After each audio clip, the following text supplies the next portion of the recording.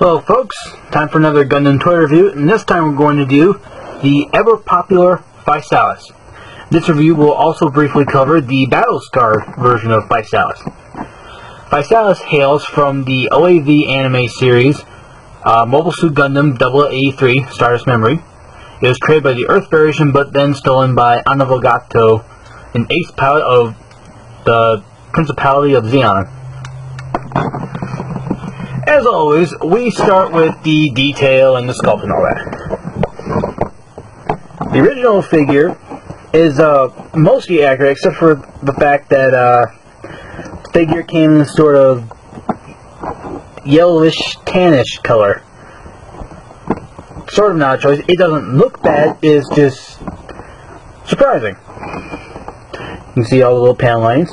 Now, both these figures are the American releases, so they do not have the panel lines filled in. Here's the rear connector for the bazooka. It is not supposed to be bent like that. I got mine used, so that's inaccurate. On the battle scar one is correct. It seems to be the correct white color. Well, it's still kind of tan, but it looks a bit better.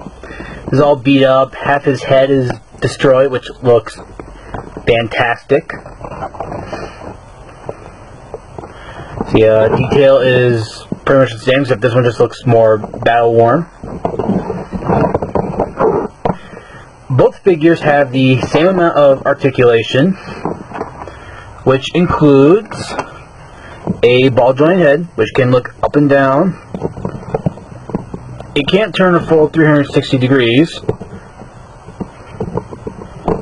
Kind of, requires a little bit of force. Ball joint shoulders. It can rotate at the biceps, bend at the knees, and turn at the wrists.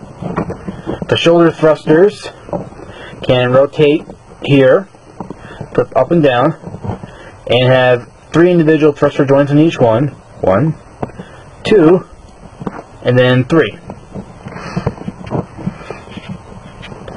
It can turn at the waist, has ball jointed hips, bends at the knees, and has ball jointed feet. In total, both these figures have 26 points of articulation. As always, an impressive number for action figures in general, and pretty common in most Gundam toys. What was I going to cover next? Let's see, accessory-wise, for the most part, both figures come with the same amount of accessories. The battle-scarred version actually comes with more accessories. The first Physalis does not come with any interchangeable hands, only comes with 2 hands, a trigger hand to hold firearms, and another open hand for holding close-range weapons or other objects. The battle-scarred version comes with 2 closed fists, 2 open hands, and 1 trigger hand. Both figures come with 2 beam sabers. The blades are green, which is not common for Gundam toys. They usually appear as red or pink, or sometimes yellow.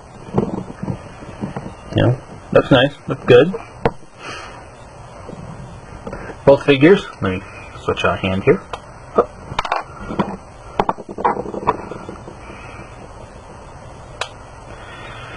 Both figures also come with a ridiculously large shield. It's a decently sized mobile suit. It grabs onto the handle back here. If it'll cooperate. There we go. Here's the battle scarred, here's the original. Both the shields are the exact same size, same decals. I love how the battle scarred version has this big old slash, this big old bullet wound in the front. Looks very nice, very detailed. The figure does have some trouble holding it up on its own. So, honestly, I just sometimes rest it against his foot. And the main attraction for both figures is it comes with its atomic bazooka, made with 2 pieces. What you want to do is, move them out of the way, we don't need them at the moment, is put the front part, his handle, into his hand, flip up the rear part, and connect it, and there you go. Now I should probably note that that the pieces don't always stay together. It's staying together nicely now, but it can easily come apart, so some people might find it frustrating. I'm okay with it. That's a very large weapon. The Battle Scarred version can also do this with the same amount of difficulty.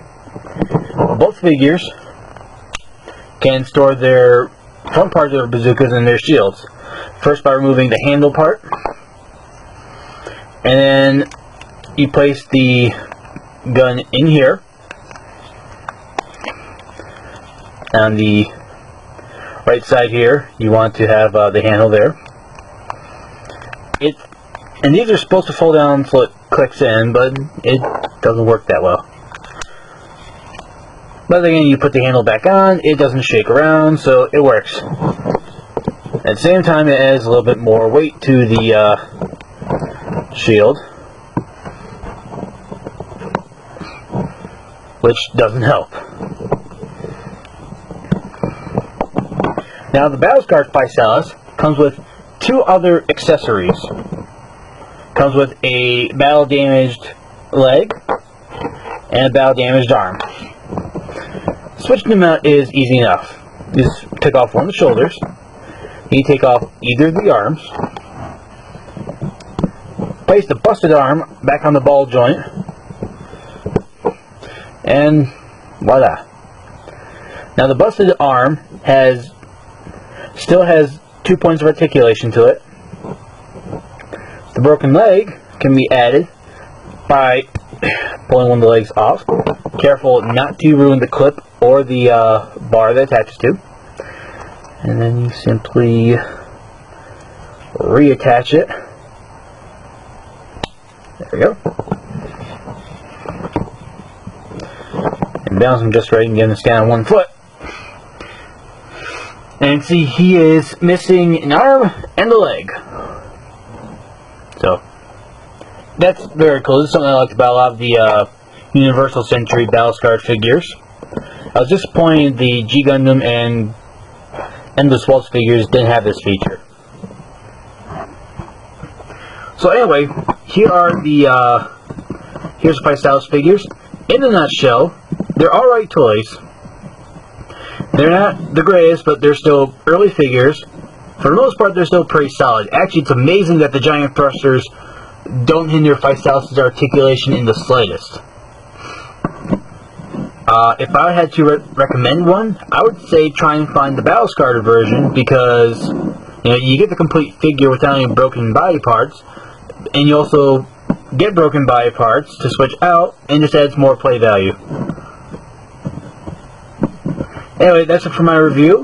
I actually have a second Physalis review coming up. Whatever could it be? Well, you'll find out soon.